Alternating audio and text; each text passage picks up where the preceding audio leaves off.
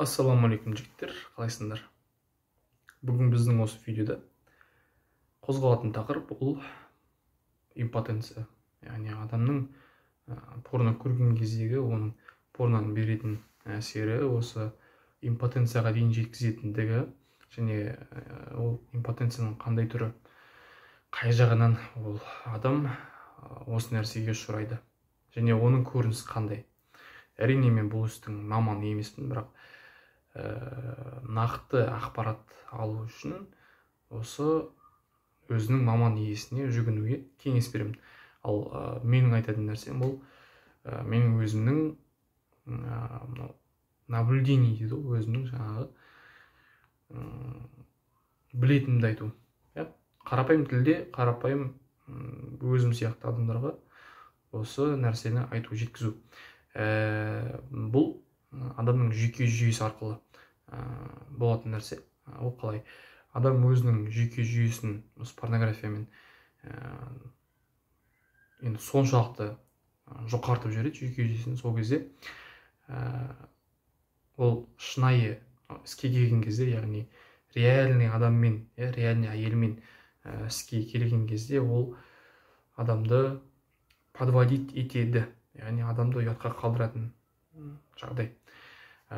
Мысал ретінде бір нәрсе айтайын. Арнольд Шварценеггерді бәріміз білеміз, және сол кісінің кумирі бар. Ол осы спортқа, осы бодибилдингқа келуіне себепкер болған кісі Юрий Власов деген кеңес одағының ауыр атлеті, сол спортшы, рекордсмен. Ол кісі сондай үлкен салмақтар көтерген, үлкен жаңағындай ауыр штангыларды көтеріп рекорд қойған кісі. Және 30-дан асқаннан кейін ол кісі не істейді? Өзінің жаңағы ауыр көтеру арқылы, ауыр штанга көтеру арқылы өзінің жүйке жүйесіне қатты салмақ түсіріп қояды. Енді өзін қинап жібереді.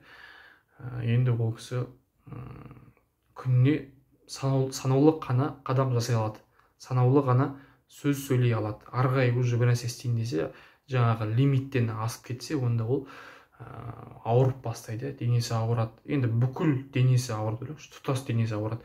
Басы ауырады, көзі ауырады, жаңағындай тістері, қызыл иегі қанайды, тамағы ауырады, сүйектері ауырады, яғни екі бүйректері ауырады, аяқтары ауырады. Енді ұйықтай алмайды ол кісі 10 жылдар бойы снотворный ішу арқылы ғана ұйықтағанда.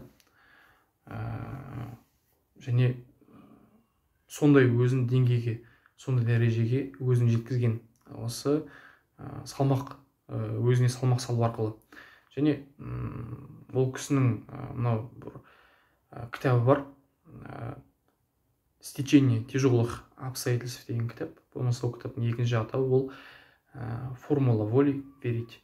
Осы кітабы ютубта аудио кітап, аудио форматта бар. Егер қаласаңыз тыңдап көрсеңіз болады.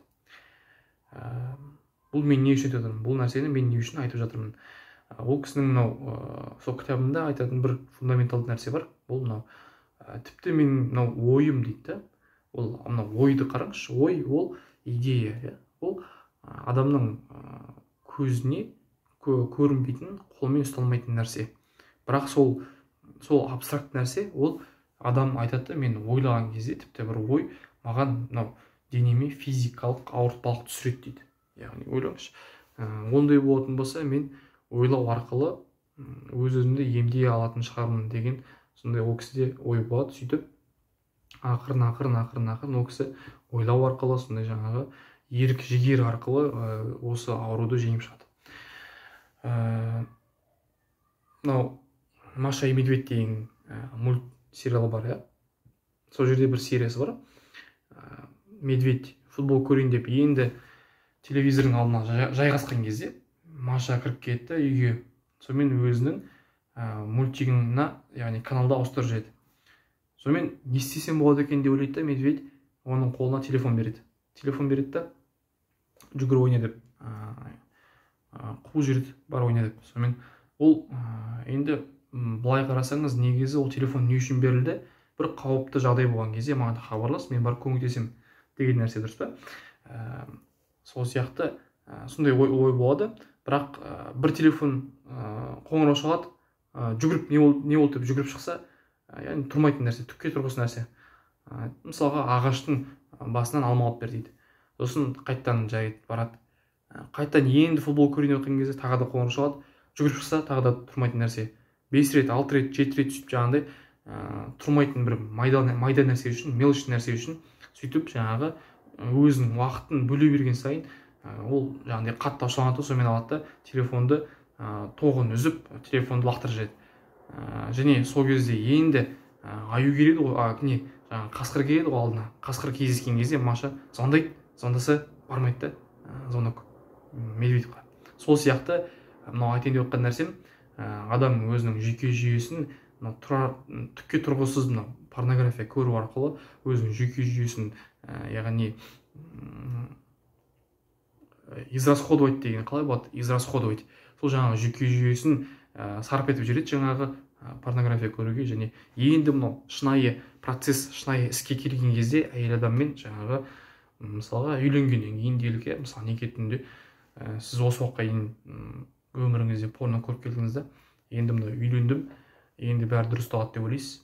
Енді мынау әрбір тұрғыт жердің ойы, ол мынау мен үйленем, үйленгеннен кейін осы нәрсені мен осы тәуелділікті доғарам деген ой болады. Бірақ бір ескере кететін жайт, сен осы уақытқа дейін өзінің жүйке жүйеңді тоздырып жібересің да, және реальный іске келген кезде ол сенің организмің сені ұятқа қалдырады.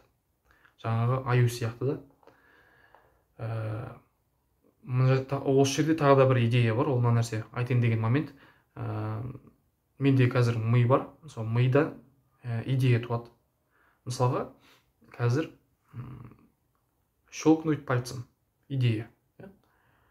Келді миға идея, бұл жүйке жүйесі арқылы бұл суретке сигнал береді да, міне мен идеяны іске асырдым. Міне осы жүйке жүйесі адамда тозып кететін болса, онда ол істей алмайды. Болмаса әлсіз болады. Менің айтатын нәрсемді түсіндіңіз, мен жеткізген ойымды. Сол үшін мысалға тағы да бір момент, ораза кезінде неге судың қадірі, неге тамақтың қадірі өте қатты, страшный болады. Себебі сіз өзіңізді барынша тыйдыңыз, осы тәулік бойы. Сосын қарыңыз ашқан кезде ғана тамақ жейсіз. Сол кезде тамақтың дәмі сізге құнарлы болады. Тамақтың дәмі өте дәмді болады. Сіз су ішесіз, су сізге өте құнарлы болады. Сол сияқты адам тамақ ішетін кезде ғана тамақ ішу керек, және тек қана осы жыныстық қатынас жасайтын кезде ғана жыныстық қатынас жасау керек. Сол кезде бәрі тамаша болады. Менің жеткізуім керек болған ойды жеткіздім деп ойлаймын. Сіздер түсіндіңіздер деп ойлаймын. Сұрақтарыңыз болса комментарийге жазыңыздар.